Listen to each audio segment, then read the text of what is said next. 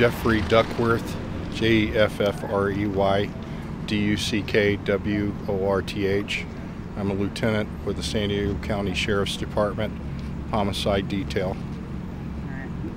Tonight at about 8:44, deputies were dispatched to this location here, which is 1475 Graves Avenue in El Cajon. Multiple people were calling in saying they heard a disturbance and shots fired, or gunshots.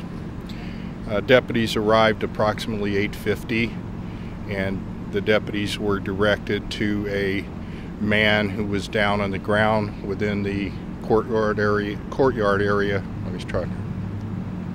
Deputies arrived at approximately 8:50 and were directed to a man who was down in the courtyard area within the apartment complex that you see behind me. The deputies went over and checked the man. He had trauma to his body, and they checked his pulse. They didn't find a pulse.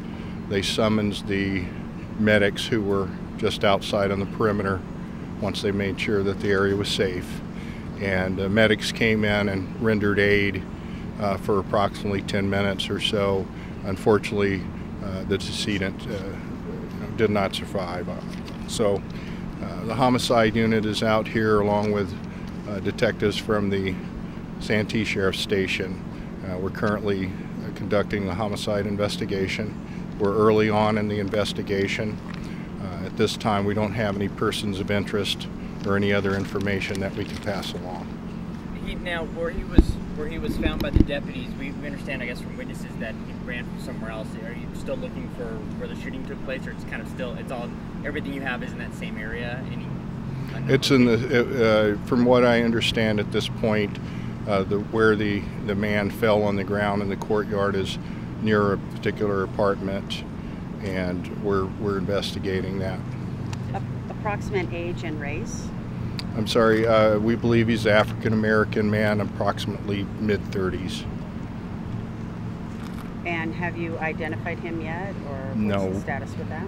We don't have an identification on him at this time. How will the investigation continue through the morning? In other words, can you give me an approximation on the street closure and anything that we can help out by telling people? At this point, it's too early to tell how long we'll have the street closed down. We have to obviously identify the decedent.